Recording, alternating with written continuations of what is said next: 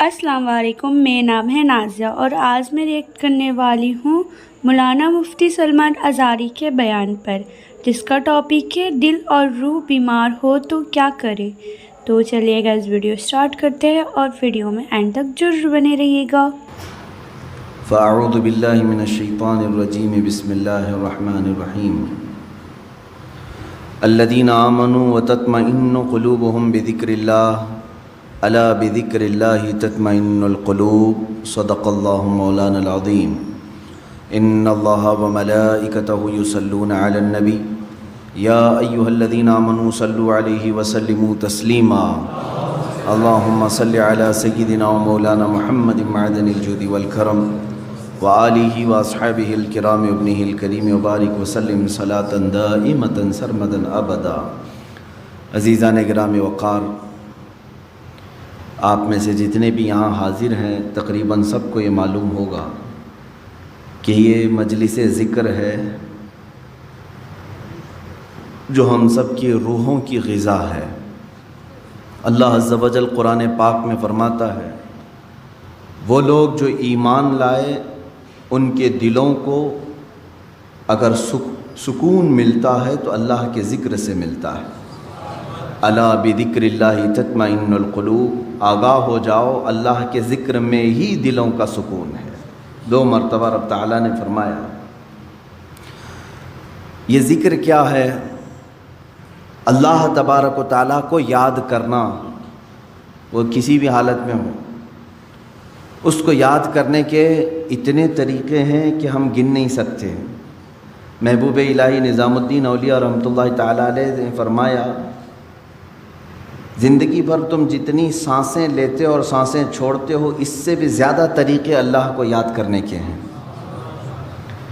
ہم یہ سمجھتے ہیں صرف اللہ اللہ کہنا یہ ذکر ہے، سبحان اللہ کہنا یہ ذکر ہے، الحمدللہ اللہ اکبر کہنا یہ ذکر ہے۔ یہ ذکر کا ایک پارٹ ہے، ایک حصہ ہے، اور ذکر ہر ایک کا الگ الگ انداز سے ہے۔ انسانوں کا ذکر الگ ہے، جانوروں کا الگ ہے، ملائکہ کا الگ ہے، جنات کا الگ ہے، مچھلیوں کا الگ ہے، چیونٹیوں کا الگ ہے۔ سب اپنے اپنے انداز سے ذکر کرتے ہیں۔ قرآن یوں کہہ رہا ہے، وَإِن مِّن شَيْءٍ إِلَّا يُسَبِّحُ بِحَمْدِهِ وَلَٰكِن لَّا تَفْقَهُونَ تَسْبِيحَهُمْ۔ کوئی چیز ایسی نہیں ہے جو اللہ کی تسبیح نہ بیان کر رہی ہو، ذکر میں مشغول نہ ہو۔ کوئی چیز دنیا میں ایسی نہیں جو اللہ کا ذکر نہ کر رہی ہو۔ وَلَٰكِن لَّا تَفْقَهُونَ تَسْبِيحَهُمْ، اللہ فرماتا ہے لیکن تم ان کی تسبیح کو سمجھ نہیں سکو گے۔ درخت، پیڑ، پودے کس طرح سے ذکر کرتے ہیں تمہیں معلوم نہیں، ان کا انداز الگ ہے، جانوروں کا انداز الگ ہے۔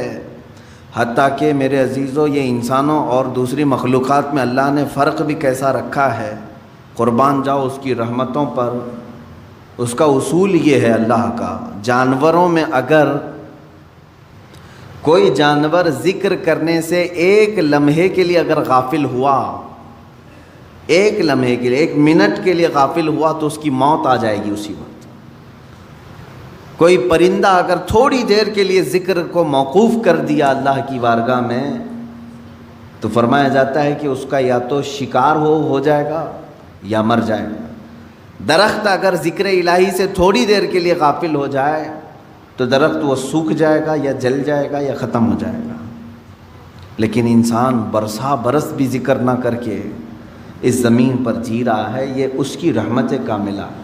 اللہ رب العزت نے اپنے اشرف المخلوقات مخلوق کو، اس انسانی مخلوق کو اللہ نے بہت ساری چیزوں میں درگزر کر کے رکھا ہے، معاف کر کے رکھا ہے۔ اس کا نام لو تو بھی کھلا رہا ہے، نہ لو تو بھی کھلا رہا ہے، حساب تو بعد میں ہونا ہے۔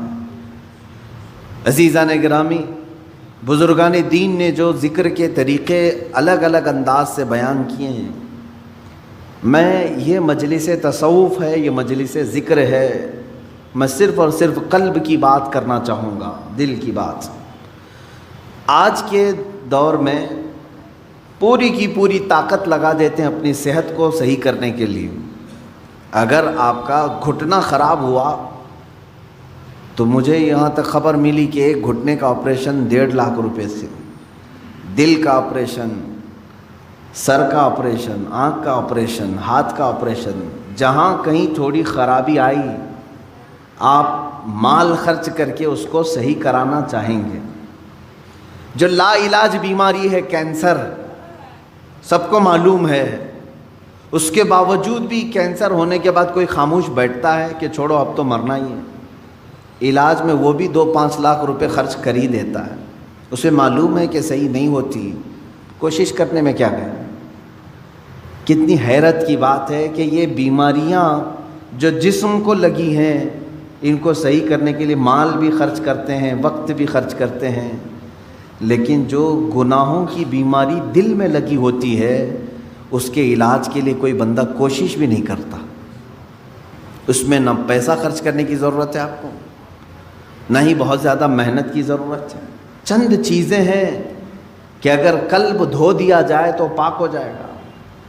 دلوں کی سختی بندے کو انسان سے گرا کر جانور کے درجے پر لے آتی ہے، بلکہ جانور سے بھی بدتر۔ قرآن میں اللہ تعالیٰ نے فرمایا پہلے پارے میں، ثم قست قلوبهم من بعد ذلك فهي كالحجارة او اشد قسوة، لوگوں کے دل پتھر کی طرح سخت ہو گئے، نہیں بلکہ اس سے بھی زیادہ سخت ہو گئے۔ اللہ فرما رہا ہے کچھ لوگ ایسے ہیں جن کے دل پتھروں سے زیادہ سخت ہوتے ہیں، پتھر میں کوئی چیز داخل بھی نہیں ہوتی، اندر سے کوئی چیز باہر بھی نہیں آتی۔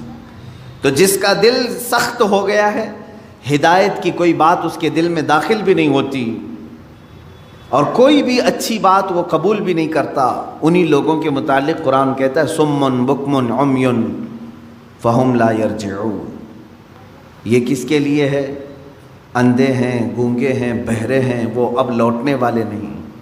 قرآن میں اللہ تعالیٰ فرماتا ہے ختم اللہ علی قلوبہم وعلی سمعہم وعلی ابصارہم غشاوہ، اللہ نے ان کے دلوں پر مہر لگا دیا، ان کی آنکھوں پر، ان کے کانوں پر پردے پڑے ہوئے ہیں، ان کے لیے دردناک عذاب ہے۔ میرے عزیزو یاد رکھو، ایک مومن کے لیے سب سے پہلی چیز قلب کا تصفیہ، دل کا علاج کرانا۔ دل کا علاج سے مراد کسی کارڈیالوجی کے پاس جا کر کے نہیں، وہ تو خون کی نالیوں کو تو صحیح کر لے گا، لیکن دل کے اندر جو گناہوں کا میل ہے اس کو کوئی کارڈیالوجی صحیح نہیں کرتا، اس کو ڈاکٹرز نہیں صحیح کریں گے۔ اور یہ بیماری نہ تمہیں ایکس رے میں بھی نظر نہیں آئے گی، ہاں اس کی نشانیاں بزرگوں نے بیان کی ہیں، تم خود پرکھ سکتے ہو۔ اگر قرآن پڑھنے میں دل نہیں لگتا ہے تو سمجھ لو کہ دل کالا ہو رہا ہے، مسجد میں زیادہ دیر بیٹھنے میں دل نہیں لگتا ہے تو سمجھ لو کہ دل کالا ہو چکا ہے، اللہ کی راہ میں خیرات کرنے سے دل ہاتھ نہیں اٹھتا تو سمجھ لو کہ دل پورا کالا ہو چکا ہے۔ ایسی نشانیاں بہت ساری ہیں۔ آیات قرآنیاں پڑھی جا رہی ہیں، سننے کا شوق نہیں، لیکن وہی گانے گھنٹوں سنتا ہے، یہ دل کے کالے ہونے کی علامات۔ تھوڑی دیر اپنے والدین کو دیکھ نہیں سکتا، لیکن گھنٹوں غیر محرم عورتوں کو دیکھنے کا شوق ہے۔ کلام پاک کو تھوڑی دیر کے لیے نظر بھر کر کے دیکھنا نہیں چاہتا، لیکن موبائل میں گھنٹوں بیٹھا رہتا ہے۔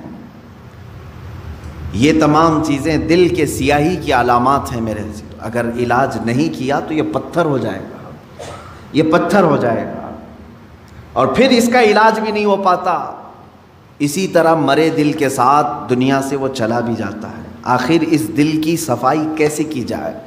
کون سا صابن، کون سا سرف، کون سا پانی لے کر کے اس دل کو دھوئیں تو صاف ہوگا؟ نہیں میرے عزیزو، یہ دل صرف اور صرف اللہ کے ذکر سے پاک ہوتا ہے۔ قرآن نے کہہ دیا الا بذکر اللہ تطمئن القلوب، تو اس دل کی صفائی جو ہے اللہ کے ذکر سے ہے۔ اب ایک بڑی بات میں آپ کو بتاؤں، فقہ کا ایک قاعدہ ہے، قانون ہے، شریعت کا ایک مسئلہ ہے،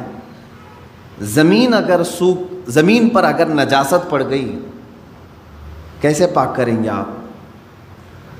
کھلی زمین تھی، گوبر پڑا ہوا ہے، پاک کرنے کا طریقہ، ہر چیز کو پاک کرنے کا طریقہ الگ الگ ہے۔ مسائل آپ پڑھیں گے تو سمجھ میں آئے گا۔ کپڑے پر لگے تو دھونا ہے، بدن پر لگے تو دھونا ہے، برتن پہ لگے تو دھونا ہے، الگ الگ طریقے ہیں سب نجاستوں کو پاک کرنے کا۔ کپڑے پر اگر نجاست لگی ہے تو 3 مرتبہ دھونا ہے آپ کو، کوئی غلیظ نجاست لگ گئی تو نجاست کی بھی دو قسمیں ہیں، خفیف اور غلیظ۔ غلیظ کا مطلب جیسے پیشاب، پاخانے وغیرہ، خفیف کا مطلب حلال پرندوں کی بیٹ وغیرہ۔ تو یہ نجاست کو دھونے کے الگ الگ طریقے ہیں، لیکن ان میں سے اگر کہیں زمین پر نجاست لگی تو اسے کیسے دھوئیں گے آپ؟ کھلی زمین، میدان ہے باہر اور نجاست گر گئی ہے، اس کے پاک کرنے کے دو طریقے بزرگوں نے لکھے ہیں، فقہاء کرام نے لکھے ہیں۔ پہلا طریقہ یہ ہے کہ بارش اتنی آ جائے کہ نجاست بہہ جائے، بارش اتنی آ جائے، توجہ ہے نا، زمین کے پاک ہونے کے دو طریقے ہیں۔ بارش اتنی آ جائے کہ نجاست وہ بہہ کے چلی جائے۔ دوسرا طریقہ ہے یا تو دھوپ اتنی زیادہ پڑ جائے کہ وہ نجاست سوکھ کر کے ختم ہو جائے، وہ زمین پاک ہو گئی۔ یا تو بارش سے زمین پاک ہوگی یا تو دھوپ سے زمین پاک ہوگی۔ یہ دو قاعدے ہیں شریعت کے، نجاست یا تو بہہ کے چلی جائے یا سوکھ کر کے چلی جائے، سوکھ کر کے جب ختم ہو گئی تو وہ زمین پاک ہو گئی۔ اب آئیے میں یہ بات کیوں بتا رہا ہوں آپ کو۔ مشہور صوفیہ اکرام نے فرمایا، اے بندے اسی طرح تیرے دل کی جو زمین ہے اس پہ اگر گناہوں کی نجاست لگ جائے تو اسے بھی دھونے کے دو طریقے ہیں، اسے پاک کرنے کے دو طریقے ہیں۔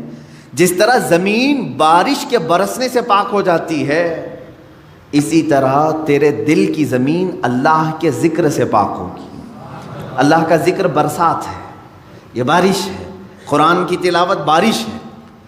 جیسے ہی بندہ ذکر کرنے لگتا ہے اس کے قلب پر اللہ کے انوار برسنا شروع ہو جاتے ہیں، وہ نجاست بہہ کے چلی جائے گی۔ اور دوسری، وہ آج کے زمانے میں مشکل ہے، اگر دل کی زمین نجاست سے ملوث ہو گئی ہے، ناپاک ہو گئی ہے، ایک طریقہ میں نے زمین کا بتایا بارش کا، دوسرا طریقہ ہے دھوپ کا۔ دل کی نجاست کو دھونے کے لیے ایک ذکر الہی کی برسات، یا تو پھر شیخ کامل کی نگاہوں کی گرمی سے، شیخ کامل کے نگاہوں کی گرمی سے نجاست پاک ہو سکتی۔ یہ دو طریقے ہیں۔ شیخ کامل کا حصول معمولی بات نہیں ہے، اس میں برسا برس لوگ تلاش میں لگانا چاہیے، لیکن یہاں تو آج حال یہ ہے کہ کہیں سے کوئی بھٹک کے پیر میرے گھر آ جائے میں اس کا دامن پکڑ لوں گا۔ در حقیقت جسے اپنے بیماریوں کو صحیح کرنے کی طلب ہے وہ سچے پیر کی تلاش میں گھومتا پھرتا رہے گا، یہ نہیں کہ بازار میں بیٹھ کر کے انتظار کرے گا۔ اسے تو ڈھونڈتے رہنا چاہیے کنٹینیو کہ کہیں مجھے شیخ کامل ملے جو میرے دل کے مرض کا علاج کرے، جس کے پاس بیٹھوں تو مجھے گناہوں سے نفرت پیدا ہو جائے اور میرے دل کے اندر گناہوں کی جو نجاست ہے اس کی نگاہوں کی گرمی سے دھل جائے۔ اور یہ دو چیزیں ہوتی رہی ہیں۔ آپ کو میں یہ دونوں چیزیں اگر سناؤں، بابا فرید الدین گنج شکر رحمۃ اللہ تعالی علیہ، یہ خود جو ہے اپنے، ظاہر سی بات ہے قلب میں ان کے نجاست کی بات تو میں نہیں کروں گا، لیکن انہوں نے 12 سال کنٹینیو ایک جنگل میں کھڑے ہو کر کے ذکر کیا۔ ان کے جسم پر بیلیں لپٹ گئی تھیں، وہ درختوں میں چھپ گئے تھے، لوگ پہچانتے بھی نہیں تھے، 12 سال تک وہاں رہ گئے اور ذکر الہی میں مشغول تھے۔ اور اس کے بعد ان کے مرید صادق محبوب الہی نظام الدین اولیاء رضی اللہ تعالی، جو حضرت خواجہ فرید الدین گنج شکر کے مرید بھی ہیں، خلیفہ بھی، محبوب الہی، ان کا حال یہ تھا کہ یہ اپنے شیخ کی نگاہوں سے، صرف بابا فرید نے صرف ان کے قلب پر نگاہ ڈالی اور ان کی دنیا بدل گئی تھی، اور پھر وہ اس راستے پر ایسے آئے کہ اپنے وقت کے قطب بن گئے۔ تو یہ ہوتا ہے شیخ کے نگاہ کی گرمی یا تو دلوں کو بہت پاک کر دے اور بہت اعلیٰ بنا دے، یا تو پھر ذکر الہی کی کثرت کہ بندے کے دل کو پاک و صاف کرے۔ یہ دو ہی چیزیں ہیں میرے عزیزو، یہ دو کو چھوڑو گے تو پھر یہ زمین اتنی نجس ہو جائے گی، اتنی نجس، یوں سمجھ لو کہ کوئی ایک زمین، جیسے ہمارے ہبلی کے باہر بھی کہیں ڈمپنگ گراؤنڈ تو ہوگا جہاں سارے لوگ کچرا پھینکتے ہیں، اس کے پاس سے گزرو گے تو ناک پکڑ کر کے جانا پڑے گا۔ ایک وقت ہمارے دلوں کا بھی ایسا آتا ہے کہ اتنی نجاست اس میں آ جاتی ہے کہ فرشتے قریب آنے سے کراہت محسوس کرتے ہیں، نہیں آتے فرشتے۔ دلوں کی گندگی اور غلاظت اتنی بھی بڑھ سکتی ہے، کیوں؟ ہم نے کبھی دھویا ہی نہیں اس کو، گناہ پر گناہ، گناہ پر گناہ، گناہ پر گناہ ہوتے رہے لیکن دھویا کبھی نہیں، کیا ہوگا اس کا حال؟ آپ ان لوگوں کو دیکھتے ہوں گے جو سادھو وغیرہ جن کے جٹ ہوتے ہیں بال، کبھی نہیں نہاتے بیچارے، نہیں نہانے کی وجہ سے بال پورے جمع ہو جاتے، ہوتا ہے، ایک دوسرے سے بال چپک کر کے مل جاتے ہیں اور پھر اتنی غلاظت اس کے اندر ہوتی ہوئی، واللہ اعلم وہ کون سے طریقے پر چلتے ہیں، کون سا دین ہے مجھے نہیں معلوم، لیکن کنٹینیو اگر آدمی پانی بھی نہ لگائے بالوں کو تو یہ جم جاتے ہیں، ایک دوسرے سے مل جاتے ہیں اور پھر جٹ بن جاتے ہیں، کھول بھی نہیں سکو گے، زندگی بھر کاٹ کے ختم کرنا پڑے گا۔ سوچو اگر دل کو کبھی نہیں دھویا آپ نے تو اس دل کی بھی وہی کیفیت ہوتی ہے جیسے وہ بالوں کا جٹ ہے، اتنا غلیظ ہو جاتا ہے۔ اسی لیے قرآن پاک میں میرے آقا صلی اللہ علیہ وسلم کی صفت اللہ نے کیا بیان کی ہے جانتے؟ وہ رسول تمہارے درمیان آ رہا ہے، دیکھیں 3 جگہ پر آیت آئی ہے، یہ 3 جگہ پر، تینوں جگہ پر اللہ نے یہی بیان فرمایا، وہ رسول تمہارے درمیان آ رہا ہے، یعلمہم الکتاب والحکمت ویزکیہم، تمہیں کتاب اور حکمت کی تعلیم دے گا اور تمہارے دلوں کو خوب پاک کرے گا۔ حضور کی سب سے بڑی صفت اللہ نے 3 جگہ قرآن میں کیا بیان کی؟ تمہارے دلوں کو صاف کرے گا۔ دلوں کو صاف کرنا یہ میرے آقا صلی اللہ تعالیٰ علیہ وسلم کا طرہ امتیاز رہا ہے۔ وہ ایسے طبیب حاذق تھے کہ جس کے متعلق شاعر نے سچ کہا، ایک عرب نے آدمی کا بول بالا کر دیا، خاک کے ذروں کو ہمدوش سریا کر دیا، خود نہ تھے جو راہ پر اوروں کے ہادی بن گئے، کیا نظر تھی جس نے مردوں کو مسیحا کر دیا۔ رسول کریم صلی اللہ تعالیٰ علیہ وسلم نے اپنی نگاہ نبوت سے کتنوں کو ان کے دلوں کو پاک کیا ہے۔ کئی ایسے لوگ حضور پاک صلی اللہ علیہ وسلم کی بارگاہ میں حاضر ہوئے جن کے پچھلے زمانے کو ہم آج ذکر نہیں کر سکتے۔ عزیزان گرامی، مجھے آج اس بات کا شدید احساس ہے کہ ہم اپنی روایات بھول گئے، ماضی کی جتنی بھی ہمارے روایات تھے ہم بھول گئے۔ خاص طور پر ہندوستانی مسلمانوں کو تو ایسا نہیں ہونا چاہیے جو آج ہم چل رہے ہیں۔ کیوں جانتے ہیں آپ؟ ہندوستان میں جو اسلام آیا ہے یہ صوفیہ اکرام سے آیا ہے، صوفیہ اکرام کا اس میں بڑا کردار رہا ہے۔ دیکھیں کئی جگہ پر تبلیغ اسلام الگ الگ انداز سے پہنچی ہے۔ میں مانتا ہوں کہ اسلام ہندوستان میں صحابہ کے دور میں ہی آ چکا تھا، حضور اکرم صلی اللہ تعالیٰ علیہ وسلم کی حیات ظاہری میں ہی آ چکا تھا، لیکن اتنا پھیلا نہیں تھا، چند جگہوں پر تھا، لیکن کثرت سے جو پھیلا ہے وہ صوفیہ اکرام کے ذریعے سے۔ سلطان الہند سرکار غریب نواز رضی اللہ تعالیٰ، خواجہ قطب الدین بختیار کاکی رضی اللہ تعالیٰ، محبوب الہی نظام الدین اولیاء، حضرت خواجہ علاء الدین صابر کلیری رحمۃ اللہ تعالیٰ، مخدومان ماررا، مخدومان کچوچھا، مخدوم علاء الدین پنڈوی، مخدوم جہانگیر اشرف سمنانی رضی اللہ تعالیٰ عنہ مجمعین، مخدوم جہانیہ جہاں گشت حضرت شاہ عالم قطب عالم، یہ وہ اولیاء کاملین ہیں جو تصوف کے راستے سے اسلام ہندوستان میں لائے۔ اب یہاں ان کا طریقہ کار کیا ہوتا تھا جانتے ہیں آپ؟ دیکھیں ہم بہت چینج ہو چکے، آج ہم جو ہے صرف چھلکوں پر رہ گئے اور مغز کو چھوڑ دیا، ہم نے چھلکے ہمارے پاس رہ گئے اور مغز کو چھوڑ دیا۔ ہم آج جلسے اور تقریروں میں ہیں، لیکن یہ تقریریں کس لیے ہوتی تھی جانتے ہیں آپ؟ ایک بھولے بھٹکے بندے کو قریب کر کے سمجھا کر کے اس کو ذکر الہی کی طرف لانے کے لیے تقریر ہوتی تھی۔ ابھی جیسے اس سنت پر ادا کرنے کے لیے میں کھڑا ہوں، ابھی ہمارے ذکر کی مجلس ہونا ہے، میں اس ذکر کی مجلس کے تک آپ کو پہنچانے کے لیے بیان کر رہا ہوں۔ تو صوفیہ اکرام کے جو بیانات ہوتے تھے اسی لیے ہوتے تھے، اب بیانات رہ گئے، ذکر ختم ہو گیا، تصوف کی روح تھی وہ غائب کر دی۔ خانقاہیں ہیں آج بھی، خانقاہوں میں سے یہ سارے ریت رواج ختم کر دیے گئے، کیونکہ بہت سارے خانقاہ الا ماشاء اللہ، سب کی بات نہیں کرتا ہوں، اب خامخواہ ہو گئے ہیں، پیر پیر بنے ہوئے ہیں، منگل بنے ہوئے ہیں، وہاں پر صرف پیروں کا حال یہ ہے دیکھا۔ پھر آپ یہ سوچتے ہوں گے کہ پیروں کا ٹاپک پھر شروع ہوا، اس لیے کہ نقصان بھی انہی سے ہو رہا ہے۔ جتنا فائدہ مشائخ اور پیران اعظام سے دین کو ہوا ہے اتنا نقصان بھی ان سے ہوتا ہے۔ اس کے لیے مجھے بتانا ضروری ہے۔ اگر ایک ڈاکٹر کسی مریض کا علاج کرتا ہے اور دوسرا ڈاکٹر مریض کو موت کے گھاٹ اتارتا ہے تو مجھے بولنا ضروری ہے کہ یہ ڈاکٹر موت کا کنواں بن جائے گا، یہ ڈاکٹر تیری صحت کا طبیب ہے۔ اسی طرح سے میں اس ٹاپک پر گفتگو کرتا ہوں میرے عزیزو، ورنہ مجھے پرسنلی کسی بھی پیر سے اس طرح کی الرجی نہیں ہے کہ میں اس کو بار بار یہاں پر لاؤں۔ جو پیر ہے نہیں ہم تو اس کو خاطر میں لاتے بھی نہیں، لیکن جو لباس اوڑھا جاتا ہے اس کے لیے میں کہتا ہوں سب جگہ اکثر خانقاہوں میں لینا بینک ہے اور جو آئے وہ سب وہاں جمع کرے، اس کے علاوہ کچھ بھی نہیں۔ سب ان کا سارا مال دولت ساری چیزیں اس پر قبضہ کر کے سانپ کی طرح کنڈلی مار کر بیٹھ جائے، یہ پیر ہے؟ آؤ میں تمہیں بتاؤں، ماہرہ مطہرہ میں اعلیٰ حضرت جہاں سے بیعت ہوئے تھے 12 سال تک مجاہدہ کراتے تھے خانقاہ میں رکھ کر کے، تب خلافت دیتے تھے۔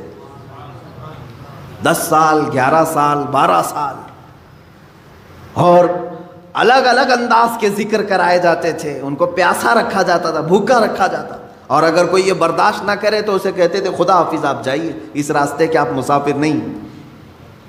سید آل رسول ماراروی رحمۃ اللہ تعالیٰ علیہ جو اعلیٰ حضرت کے پیر و مرشد ہیں، ان کے پاس ایک صاحب آئے، انہوں نے کہا کہ حضور آپ کی خلافت چاہیے ہم کو، اور تصوف کے سلوک کے راستے پر میں چلنا چاہتا ہوں۔ کہا آپ آج ہی تو آئے ہیں، مہمان ہیں آپ، آج رہیے کل بات کریں گے۔ ان کو گھر پر ٹھہرائے، خانقاہ میں کمرے بنے ہوتے تھے، خادم سے کہا کہ مچھلی بھون کر کے اچھی طرح سے فرائی کر کے ان کو پیش کرنا، خوب مچھلی کھلاؤ، باقی کچھ بھی مت کھلاؤ، آج یہ ہمارے مہمان ہیں۔ خادم سے کہا لیکن پانی مت دینا۔ اس نے مچھلی خوب کھلایا، پانی کا ایک گلاس بھی نہیں دیا۔ پیر و مرشد نے کہا تھا مچھلی کھلا کر کے کمرے کا دروازہ باہر سے لاک کر دینا اور تم چلے جاؤ۔ رات کو مچھلی کھلایا انہوں نے، پیٹ بھر کر مولانا صاحب نے مچھلی کھائی، اور پانی نہیں ملا۔ وہ چیختے رہے، چلاتے رہے۔ مچھلی جب پیٹ میں جاتی ہے تب بھی پانی مانگتی ہے، بہت تیز پیاس لگتی ہے، کیونکہ وہ پانی میں رہنے والی چیز ہے، جب پیٹ میں جاتی ہے تو تب بھی اسے پانی کی ضرورت ہے۔ وہ تڑپنے لگے، پکارا پکارا پکارا، کوئی نہیں آیا، چلانے بھی لگے یہ کون سی مہمان نوازی ہے، یہ کیا کر رہے ہیں؟ وہ بیچارے رات بھر اسی طرح پیاس کی شدت میں تڑپتے رہے۔ صبح ہو گئی، پارا گرم تھا، صبح کے وقت خادم نے دروازہ کیا کھولا کہ اس پر حملہ کر دیا۔ کہا کہ یہ بھی کوئی مہمان نوازی ہے، یہاں پر لا کر کے مچھلی کھلایا، پانی نہیں دیا، میں رات بھر تڑپتا رہا، کہاں ہیں حضرت تمہارے؟ حضور بیٹھے ہوئے تھے، سید آل رسول رحمۃ اللہ علیہ، وہ چیختے چلاتے ہوئے آئے، کہا کہ یہ کیسی بدتمیزی ہے ہمارے ساتھ، آپ نے ہمارے ساتھ ایسا کیا۔ بس حضرت نے فرمایا نرم ہو جائیں نرم ہو جائیں، آپ بیٹھ جائیں۔ اس کے بعد ان کو پانی پلایا گیا، ان کو نذرانہ دے کر کے حضرت نے کہا کہ ٹھیک ہے اب آپ جا سکتے ہیں، آپ جا سکتے ہیں۔ انہوں نے کہا یہ کل رات کیا ہوا؟ کہا اس راستے کی پہلی پیاس برداشت نہیں کر سکے، اور ذکر کے اور خلافت کے بوجھ کو کیسے اٹھا پاؤ گے؟ اب خلافت اتنی آسان کر دی گئی کہ ہول سیل مل رہی ہے، ایک کی لینے جاؤ 10 کو دے دیا جائے گا۔ عزیزان گرامی، اولیاء کاملین کے میں بات کہاں سے چھیڑا ہوں، میری بات یہ تھی کہ ہندوستان کے مسلمانوں کو کم سے کم مغز تصوف کو بھولنا نہیں چاہیے تھا، کیونکہ ہمارے ہاں اسلام آیا ہی اس راستے سے تھا۔ جانتے ہیں کہ صوفیہ اکرام اسلام کی تبلیغ کرتے تھے تو سب سے پہلے ذکر کی تلقین کرتے تھے۔ اتنے اذکار تمہارے گھر گھر میں ذکر کی آواز آتی تھی، گھر گھر میں۔ محبوب الہی نظام الدین اولیاء رحمۃ اللہ تعالیٰ علیہ کے زمانے میں ہی یا ان کے بعد غالباً حضرت اورنگزیب رحمۃ اللہ علیہ کے زمانے میں، مجھے خیال نہیں پڑتا ہے، اورنگزیب ہاں چونکہ وہ شریعت کے بہت زیادہ پابند تھے، ان کے زمانے میں ایک بزرگ یا محبوب الہی ہوں جو بھی ہوں، دلی میں وہ اپنے چند مریدین کو لے کر خیمے کے اندر بیٹھے ہوئے تھے۔ خیمہ جانتے ہیں نا، ٹینٹ، 4 کونوں کو باندھا جاتا تھا زمین سے، زمین میں کوئی موٹا سا کیل گاڑ کر کے اس پہ خیمے کی رسیاں گاڑ کر کے رکھتے تھے۔ یہ عارضی ٹینٹ جیسے آدیواسی لوگ یا خانہ بدوش لوگ باندھتے، وہ بزرگ دلی میں خیمہ باندھ کر کے اپنے مریدین کو تلقین کر رہے تھے، اور وہاں سماع کی محفل چل رہی تھی، محفل سماع۔ محفل سماع کا مطلب یہاں بہت سارے لوگ دھوکے میں آ جاتے ہیں، ڈانس کرنے کو، رقص کرنے کو سمجھتے ہیں محفل سماع۔ بے وقوفو، تم نے اولیاء کاملین کی دھجیاں اڑانا شروع کی ہیں۔ قوالی جس طرح سے رقص اور ڈانس کر رہے، یہ محفل سماع نہیں۔ محفل سماع تو وہ تھی کہ ان کو اگر چاقو بھی مار دی جاتی تو انہیں خبر نہیں ہوتی تھی۔ محفل سماع میں کیونکہ جو حقیقی کلام پڑھے جاتے تھے اور صاحب جو پڑھنے والے ہوں باشرہ ہوتے تھے، محفل میں بیٹھنے والے اہل دل ہوتے تھے، یا نمازوں کا ٹھکانہ نہیں ہے، اور سماع سے کہاں لطف آئے گا۔ ہاں، یہ ان لوگوں کو دیکھیں آپ، یہ جتنے بھی جھومتے رہتے ہیں، ہا ہو کرتے ہیں، ڈانس کر رہے ہیں، ان کے سامنے قرآن کی 2 سورتیں پڑھو، دیکھو کوے کی طرح بیٹھے رہیں گے۔ میاں اللہ کا کلام تیرے دل پہ اثر نہیں کیا، ایک آدمی ایک شاعر کی بات پر تو جھومنے لگ گیا، کیسی نا انصافی ہے، کیسی نا انصافی ہے۔ جو تیرا خالق بیان کر رہا ہے وہ کلام ربانی، کبھی سننے کا دل نہیں کرتا تجھے؟ قرآن مقدسہ سنتے ہونا یہ چاہیے کہ رونگٹے کھڑے ہو جائیں۔ ہاں، یہ اور بات ہے کہ ہمیں اشعار اردو کے سمجھ میں آتے ہیں تو ٹھیک ہے، ہم جھومتے ہیں، لیکن یہ اس کو جو سماع کہا جا رہا ہے وہ غلط ہے۔ سماع کیا تھا وہ میں آپ کو بتاؤں۔ اصلی سماع، دلی کے وہ بزرگ اپنے مریدین کے ساتھ بیٹھے ہوئے ہیں، سماع میں مشغول تھے۔ سماع ایک طرح کا ذکر الہی ہے، اللہ کی حمد بیان کی جاتی تھی اشعار میں۔ بادشاہ وقت کا ایک نگران تھا، وہ بڑے عالم دین تھے، انہوں نے کہا تھا کہ کوئی بھی اس طرح کے حرکتیں نہیں ہونی چاہیے، کہیں پر بھی طبلے بج رہے ہوں، باجے بج رہے ہوں، یہ سب ان کے ہاں الاؤڈ نہیں تھا۔ اس زمانے میں جو بادشاہ تھے وہ شریعت کے بہت پابند تھے، تو ان کے نگراں نے پولیس کو حکم دے دیا کہ دیکھو اس میں ایک فقیر بیٹھا ہے، 10-12 مریدین ہیں، یہاں سماع چل رہا ہے، اس کیا کریں؟ انہوں نے حکم دیا کہ 4 رسیاں کاٹ دو، خیمہ ان کے اوپر گر جائے۔ لکڑیوں کا خیمہ ہوتا تھا۔ پولیس گئی، ان کی 4 خیمے کے جو رسیاں تھیں سب کو کاٹ دیا۔ 4 رسیوں کو کاٹا، وہ خیمہ جو ہے اسی طرح سے ہوا میں معلق رہا، ان کے اوپر کسی کے اوپر بھی نہیں گرا، کسی پر نہیں گرا۔ تب اس نگراں نے بادشاہ کے جو نگراں تھے انہوں نے کہا چھوڑ دو اس جماعت کو، یہ حقیقی سماع میں مشغول ہے، یہ حقیقی ذکر میں مشغول ہے۔ ذکر الہی کی برکت یہ ہے میرے عزیزو کہ ایک مقام ایسا آتا ہے کہ اگر آپ صحرا میں کھڑے ہو کر، میدان میں کھڑے ہو کر ذکر کے اس مقام کو جب پہنچیں گے، تب کی بات کر رہا ہوں، اگر آپ نے ذکر کرنا شروع کیا، اڑتے ہوئے پرندے رک جائیں گے ذکر کے موقع پر۔ ہاں، لیکن زبان میں وہ تاثیر آنی چاہیے۔ وہ کب آئے گی؟ جب دل پاک ہوگا۔ یوں سمجھ لیں کہ ایک حوض ہے اور ٹوٹیاں ہیں، حوض میں گندا پانی ہو تو ہر ٹوٹی میں سے گندا پانی نکلتا ہے، حوض میں پاک پانی ہو تو ہر ٹوٹی سے پاک پانی۔ یہ دل حوض ہے، اس کو پاک کرو گے تو ہاتھ سے بھی اچھے کام ہوں گے، آنکھ سے بھی اچھے، منہ سے، زبان سے بھی اچھے، پیروں سے بھی اچھے کام ہوں گے۔ یہ سب ٹوٹیاں ہیں، اور یہیں اگر ناپاکی بھری ہے تو زبان کھلے گی تو غلاظت، آنکھ اٹھے گی تو غلاظت، ہاتھ اٹھے تو غلاظت۔ یہ ساری بیماریوں کی جڑ یہ دل کے اندر موجود ہے۔ اس دل کی پاکی اشد ضروری ہے۔ 2 چیزیں میں نے بتایا، اس دل کی زمین کو نرم کرنا ہو، پاک کرنا ہو، ذکر الہی کی بارش ہونی چاہیے یا شیخ کامل کی نگاہوں کی گرمی ہونی چاہیے۔ بس یہ 2 چیزیں دل کو پاک کرتی ہیں۔ عزیزان گرامی، یہ دونوں چیزوں سے آج ہم عاری ہیں، نہ ہم ذکر کر رہے ہیں اور نہ کسی شیخ کی صحبت میں بیٹھ رہے ہیں۔ ہم کسی شیخ کی صحبت میں بیٹھنے کا بھی وقت نہیں نکال پاتے ہیں۔ اللہ والوں کی صحبت میں بیٹھنا دلوں کو نرم کرتا ہے۔ امام غزالی رحمۃ اللہ علیہ فرماتے ہیں تم 100 رکعت اگر نماز پڑھنے کے لیے کھڑے ہو جاؤ، اس سے بہتر ہے کہ کسی اہل دل کی بارگاہ میں 1 منٹ کا وقت گزارو، کیونکہ یہاں دلوں کی پاکی ہوتی ہے، وہاں شیطان غرور لاتا ہے، تکبر لاتا ہے تمہاری عبادتوں کا۔ خیر، ہم یہاں پر، میں آج جو آپ کے سامنے کھڑا ہوں، ایک آپ کے اندر چینجنگ یہ لانا چاہتا ہوں کہ کبھی اس کی بھی فکر کرو۔ اللہ تعالیٰ نے ہمیں جسم بھی دیا ہے اور روح بھی دیا ہے۔ جسم کو بھوک لگتی ہے تو دن میں 3 بار کھاتے ہیں، صبح ناشتہ کر رہے ہیں، دوپہر میں کھا رہے ہیں، رات میں کھا رہے ہیں، ان میں سے ایک کھانا چھوڑ دیں تو چکر آ کے گرنے لگ جاتے ہیں۔ یا کچھ لوگ برداشت کرتے ہوں گے، 2-3 ٹائم کا کھانا چھوڑ دو، پھر دوسرے دن دیکھو کیا حالت ہوتی ہے، آنکھیں باہر آنے لگتی ہیں، ہاتھ پیر جھومنے لگ جاتے ہیں، کھڑا ہونا مشکل ہو جاتا ہے۔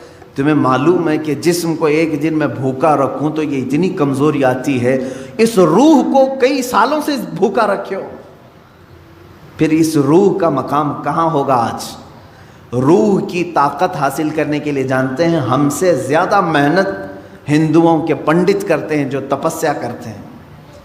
ان کو جا کے پوچھو یہ جو تپسیا کرتے ہیں کیا ہے؟ آتما کی شکتی کے لیے، وہ یہی جملہ کہیں گے، آتما کی شکتی حاصل کرنا ہے۔ یہ اور بات ہے کہ وہ بے دین ہیں، باطل طریقے سے وہ آتما کی شکتی حاصل کر رہے ہیں، لیکن روح کی طاقت کے لیے دنیا کوشش کر رہی ہے۔ تمہیں تو میرے آقا صلی اللہ تعالیٰ علیہ وسلم نے پورے طریقے بتائے ہیں، تمہاری روح پاورفل کیسے ہوگی، طاقتور کیسے ہوگی۔ آپ نے کبھی محسوس کیا؟ اب میں آپ سے ایک بات یہ پوچھتا ہوں، ایک بھاری بھرکم، ظاہر سی بات یہ ڈیسک ابھی 2-3 لوگ مل کر کے اٹھاتے ہیں، ایک آدمی کو اٹھانا ہو تو وہ طاقتور ہونا چاہیے، طاقتور آدمی یہ اٹھائے گا۔ ایک یہ چھوٹا سا ڈیسک ہے، میں اس سے بڑی چیز کی بات کروں، ایک ایسا تخت ہے کہ 80 گز لمبا ہے، 40 گز چوڑا ہے، اتنا ہی موٹا ہے، اور اس پہ سونے چاندی جواہرات جڑے ہوئے ہیں، اور اس تخت کو اس زمانے کے 80 لوگ مل کر کے نہیں اٹھا سکتے تھے۔ سلیمان علیہ السلام کے زمانے کے ایک امتی نے تنے تنہا ایک ہاتھ سے اٹھایا اور پلک جھپکنے سے پہلے بارگاہ سلیمانی میں پیش بھی کیا۔ یہ واقعہ کہیں اور کا نہیں، قرآن کا ہے، 19ویں پارے میں موجود ہے۔ ایک ان کی بات۔ دوسری چیز، امت مصطفیٰ صلی اللہ تعالیٰ علیہ وسلم کے ولی کامل سلطان الاولیاء غوث اعظم عبد القادر جیلانی قدس اللہ سرہ شریف آپ کی بارگاہ میں چلیں، آپ کا حال یہ ہے کہ آپ ایک جگہ بغداد میں بیٹھے ہوئے ہیں، بغداد پاک میں بیٹھے ہوئے ہیں، کسی مرید نے آ کر کے کچھ چیزوں کے ظاہر کرنے کا عندیہ دیا، تو آپ نے بیٹھے ہوئے جگہ پر وضو کا برتن اپنے سامنے حاضر کر لیا، وہیں بیٹھے ہوئے تھے، کہیں گئے نہیں۔ اس کے علاوہ آپ کا یہ فرمان کہ اگر میں کسی مردے کو ٹھوکر مار دوں تو اللہ کے حکم سے وہ زندہ ہو جائے گا۔ اب ان کے پاس کون سی طاقت تھی؟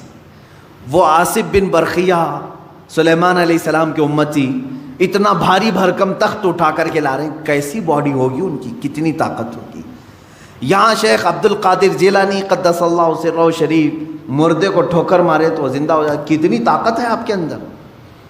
طاقت کیسی تھی ان کی میں آپ کو بتاؤں، حلیہ اگر پڑھیں گے غوث پاک رضی اللہ تعالیٰ عنہ کا، نہایت ہی دبلے پتلے تھے غوث پاک، کثرت عبادت کی وجہ سے گردن کی ہڈیاں دکھتی تھیں۔ غوث پاک رضی اللہ تعالیٰ عنہ نحیف تھے، یعنی موٹا بدن نہیں تھا آپ کا، دبلا بدن۔ سرکار غوث پاک رضی اللہ تعالیٰ عنہ کبھی کبھار تو ایسا ہوتا کہ کثرت بھوک کی وجہ سے غش کھا کر گر جاتے تھے۔ یہ جسمانی طاقت کی بات کر رہا ہوں۔ تو پھر ایسے کمزوری ہے اگر جسم کے اندر، ایسا نحیف شخص ہے کوئی اور وہ اتنا بڑا کام کر کے دکھائے کہ ٹھوکر مارے تو مردہ زندہ ہو، یہ کون سی طاقت ہے؟ سمجھ میں آیا کہ میرے عزیزوں، ساری طاقتیں جسم کی نہیں ہوتی، کچھ طاقت روح کی بھی ہوتی ہے، ان اولیاء کاملین کے پاس جو طاقت و قوت تھی وہ روحانی پاور تھا، اس کو ان لوگوں نے اتنا بلند کر رکھا تھا کہ جسم کے طاقت کی کبھی انہیں ضرورت بھی نہیں پیش آتی۔ آج اس طاقت کی طرف آؤ، مہینے میں ایک مرتبہ، ہفتے میں ایک مرتبہ، بلکہ ہونا یہ چاہیے کہ جس طرح میرا مولا کنٹینیو ہمیں انعامات و اکرامات کی بارشیں فرما رہا ہے، روز ہم اس کا ذکر کریں۔ ذکر کے الگ الگ طریقے ہیں، ایک تو اجتماعی طور پر ہم یاد کرتے ہیں، ایک ہوتا ہے تنہائی میں بیٹھ کر کے آپ اسے یاد کریں۔ اللہ تبارک و تعالی ہر ذکر کو قبول کرے گا۔ رات کے وقت بستر پہ چلے گئے تو بغیر ذکر الہی کے نہ سوئیں۔ ذکر کا مطلب ضروری نہیں کہ 100 مرتبہ یہ چیز وہ چیز کرنا چاہیے۔ اللہ رب العزت کو جس حالت میں بھی یاد کرو گے اس کو ذکر الہی کہتے ہیں۔ ذکر الہی، اس کا اثر کیا ہوگا جانتے ہیں آپ؟ اس کا اثر یہ ہے، اللہ اکبر، آیت میں پڑھتا ہوں، اس کا مطلب آپ کو سمجھ میں آ جائے گا۔ اللہ نے فرمایا فَاذْكُرُونِي أَذْكُرْكُمْ وَاشْكُرُوا لِي وَلَا تَكْفُرُونَ، تم میرا ذکر کرو میں تمہیں یاد کروں گا، اور تم میرا شکر کرو، ناشکری نہ کرو۔ ایک ہی جملے پر توجہ دیں، اللہ نے کیا فرمایا؟ فَاذْكُرُونِي أَذْكُرْكُمْ۔ یہ دوسرے پارے کی آیت ہے، تم میرا ذکر کرو میں تمہیں یاد کروں گا۔ اللہ تو کیسے یاد کرے گا؟ بندوں کو کیسے یاد کرے گا؟ یہ سب سے بڑا پوائنٹ ہے، سب سے بڑا انعام ہے۔ اللہ جس بندے کو یاد رکھ لے پھر اس کا کچھ بھی نہیں ہونے والا ہے۔ اللہ جس بندے کو یاد کرے، کب وہ یاد رکھتا ہے، کب یاد کرتا ہے جانتے ہو؟ جب تم ذکر کرتے کرتے پوری عمر بتا گئے، جوان تھے تب بھی ذکر کرتے تھے، بڑھاپے میں بھی اللہ کا ذکر کرتے، اللہ اللہ اللہ کرتے رہے، لا الہ الا اللہ کرتے رہے، اسے یا حی یا قیوم بیٹھتے اٹھتے پکارتے رہے۔ ایک وقت ایسا آتا ہے کہ جب تم بستر پر چلے گئے اور تمہاری زبان بند ہو گئی، تمہاری زبان بند ہو گئی، اب تمہارے اندر بولنے کی طاقت نہیں، اب اس کے بعد تمہارے دل کو بولنے کا حکم دیتا ہے، یہی اللہ کی یاد ہے۔ جب تم چپ ہو جاؤ گے پھر اللہ تمہیں یاد کرے گا۔ اور پھر میں نے ایک بزرگ کے متعلق پڑھا، ان سے ان کے مرید نے پوچھا کہ اللہ ہمیں کیسے یاد کرے گا؟ انہوں نے کہا تو یہاں یاد کر، جب تجھے قبر میں رکھ کر کے سارے چھوڑ جائیں گے وہ تنہا تجھے یاد رکھے گا، جہاں تجھے ضرورت ہے وہ وہاں یاد کرے گا۔ تو یہاں آج یاد کر لے اسے، آج اس کا ذکر کر لے، وہ تجھے تنہا کبھی نہیں چھوڑے گا۔ میرے عزیزو، ذکر کی ان مجالس سے ہم کتنے دور ہو چکے ہیں۔ اولیاء اکرام کی جو روایات تھیں ان سے ہم کتنے دور آ گئے۔ آج ہمارے دل بیمار ہیں، روح بیمار ہیں، اس کا کبھی علاج کرانے کے لیے ہم کوشش بھی نہیں کرتے۔ میں چاہتا ہوں کہ آج ان اذکار کی طرف ہم جائیں جو اولیاء اکرام سے منقول ہیں۔ بزرگان دین نے یہ اذکار کیے ہیں جس کے بعد انہوں نے اپنے مریدین کو خاطر خواہ نتائج بھی عطا کیے ہیں۔ مثال کے طور پر سب سے پہلے ہم ادب سے کھڑے ہوتے ہیں، کھڑے ہونے کے بعد میں آج طریقہ آپ کے سامنے پیش کر رہا ہوں۔ دائرے میں، حلقے میں کھڑے ہوتے ہیں، ایک کا دوسرے سے ہاتھ ملا ہوا ہو۔ اس کی وجہ کیا ہے؟ اس کی وجہ یہ ہے کہ ہو سکتا ہے کہ میں نکما ہوں، میں کمینہ ہوں، میں بد اخلاق ہوں، لیکن مجلس میں اللہ کو کسی نہ کسی کا ذکر پسند آتا ہے۔ 40 مومنین اگر جمع ہوں تو وہاں اللہ کا ایک مقبول بندہ ہوتا ہے، ایک مقبول ضرور ہوگا۔ جب ہمارے ہاتھ ایک دوسرے سے ملے ہوں، اس مقبول بندے کے اثر سے اللہ سب کے ذکر کو قبول کرے گا۔ جڑا ہوا ہے نا ایک دوسرے سے۔ دوسری چیز اس کے آداب ہیں۔ اس کے آداب میں یہ ہے کہ جب ذکر کے لیے حاضر ہوں تو میں بتاؤں گا، سارے وسوسوں سے اور سارے خیالات سے اپنے دماغ کو، اپنے دل کو آزاد کرنا چاہیے۔ صرف تصور یہ ہونی چاہیے کہ میں اکیلا ہوں اور میرا مولا میرے سامنے ہے۔ جب میری پیشی ہوگی اللہ کی بارگاہ میں کیسے کھڑا رہوں گا، اللہ جب مجھ سے حساب کتاب لے رہا ہوگا میں کس طرح کھڑا ہوں، بس یہ تصور کر کے اس کی بارگاہ میں ذکر کے لیے کھڑا ہونا ہے۔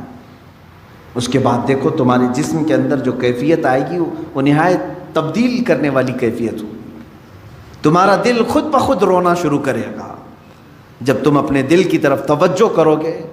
ایک بات یہ بھی یاد رکھیں، اللہ رب العزت کو یاد کرنے کے بعد بندے کی آنکھوں سے آنسو آنے چاہیے۔ کیوں؟ اس سے بھی پتہ چلتا ہے کہ زمین نرم ہے یا سخت ہے۔ روڈ پہ بارش ہو تو کوئی پودا نہیں اگتا، 10 سال بھی بارش ہو پودا نہیں اگتا۔ نرم زمین پر ایک دن بارش ہو دوسرے دن گھاس نکل آتی۔ کیوں؟ بارش کا کیا قصور ہے؟ بارش ایک ہی ہے برسنے والی، وہ نرم زمین پہ بھی وہی بارش برس رہی ہے، روڈ پر بھی وہی برس رہی ہے، لیکن دونوں جگہ اثر الگ الگ کر رہی ہے۔ اسی طرح میرے عزیزو، ذکر الہی کی یہ بارش ہے، قرآن کریم کی تلاوت بارش ہے۔ یہ جب تمہارے دل پر برستی ہے، نرم زمین ہوگی تو فوراً آنسو نکل آتے ہیں۔ سخت اور بنجر دل ہو جائے تو وسوسے خیالات ادھر ادھر آدمی کو دوڑاتے رہتے ہیں، کبھی نیند آئی، کبھی بغا سے آئے، جمائیاں آئیں، یہ تمام چیزیں ہوتی رہتی ہیں، اس کا دل حاضر نہیں رہتا۔ اسے چاہیے کہ کنٹینیو پھر اپنے دل کا علاج کرے، زیادہ سے زیادہ ذکر کی مجلس میں شرکت کی کوشش کرے اور خود اپنے طور پر ذکر کو بجا لاتا رہے۔ یہ میں آداب آپ کو بتا رہا ہوں۔ اس کے علاوہ میں کھڑے ہونے کے بعد انشاءاللہ آپ کو عرض کروں گا، اولیاء کاملین میں سے سلطان مخدوم اشرف سمنانی رحمۃ اللہ تعالیٰ علیہ کے اذکار ہیں۔ حضرت سلطان باہو رحمۃ اللہ تعالیٰ علیہ جو ہر لفظ پر ہو کہتے تھے، ان کے نعتیہ کلام ہے، ان کے حمد کے پوری کتاب ہے، ایک شعر بھی ایسا نہیں ہے جس میں آخر کا حرف ہو نہ ہو۔ ہر شعر ختم ہوتا ہے لفظ ہو پر، جس کا مطلب ہوتا ہے صرف وہی ہے اور کوئی نہیں، صرف وہی ہے اور کوئی نہیں۔ ان کے ہو کی طاقت اتنی تھی کہ سلطان باہو کے والد پر پابندیاں لگا دی گئی تھیں، غیر مسلموں نے پابندیاں لگائی تھی کہ تمہارے بیٹے کو باہر بازار میں مت چھوڑنا۔ کیوں جانتے ہیں؟ جب یہ بازار پر نکلتے، جس راستے سے جاتے، لوگ جو دیکھتے وہ کلمہ طیبہ پڑھتے تھے۔ سلطان باہو کے ہو کے ذکر کی بڑی برکتیں ہیں۔ اسی طرح حضرت سیدنا ابو الحسن شاذلی رحمۃ اللہ علیہ، یہ مصر کے وہ غوث ہیں، وہ وہاں کے یوں سمجھ لیں کہ بر اعظم افریقہ کے وہ غوث ہیں، حضرت سیدنا ابو الحسن شاذلی رحمۃ اللہ۔ حضرت شرف الدین بوصیری جن کا قصیدہ بردہ مشہور ہے، مولایا صلی وسلم، ان کے پیر و مرشد کی بات کر رہا ہوں۔ امام بوصیری کے پیر و مرشد ابو الحسن شاذلی رحمۃ اللہ تعالیٰ علیہ، یہ مصر میں آرام فرما ہے۔ ان کے اذکار ایسے ہیں، ان سے منقول ہے کہ جس نے یہ ذکر کیا یا حی یا قیوم، سب کے دل مر جائیں گے مگر اللہ اس کا دل زندہ رکھے گا انشاءاللہ العزیز۔ یہ بزرگان دین سے اور جو مجھے اجازت ہے میرے مشائخ سے، وہ میں ذکر کرانے کی کوشش کروں گا، اور آپ ہمتن تمام جسم و روح کے ساتھ حاضر ہو کر کے ذکر کریں گے انشاءاللہ۔ اور میں امید کرتا ہوں کہ جگہ جگہ بیانات سے زیادہ، جلسوں سے زیادہ ذکر کی مجلسیں سجانے کی کوشش کریں۔ کیوں جانتے ہیں؟ اس میں روح کی غذا ہے۔ بیان ضرور سنیں آپ، جلسہ ضرور کریں، میں اس کا مخالف نہیں، لیکن اس کے بعد ہمیں ذکر کی یہ غذا بھی دینی چاہیے۔ یوں ہی ہوتا ہے، اگر سمجھ لیں کہ میں کنٹینیو آپ کو مہینے بھر بیان کیا اور کبھی ذکر کی مجلس کی طرف نہیں لایا، تو ایسے ہی ہے کہ میں اپنے گھر پہ بلا کر کے آپ کو پاؤ اور روٹی کھلاتا رہا، کبھی سالن دیا ہی نہیں، جاؤ اسی پر گزارا کر لو۔ اسی طرح سے میرے عزیزو، ذکر کی مجلس یہ مغز ہے روح کی، اور مغز کو چھوڑ کر کے پھر ہمارے دل میں تقویت نہیں آئے گی۔ اللہ تبارک و تعالی ہم سب کے دلوں کو نرم فرمائے، ہمارے دلوں میں مولا اپنی خشیت اور اپنا خوف پیدا فرمائے، کہنے سننے سے زیادہ عمل کی توفیق نصیب فرمائے۔ مجھے امید ہے کہ میں جو بتایا ہوں اس پر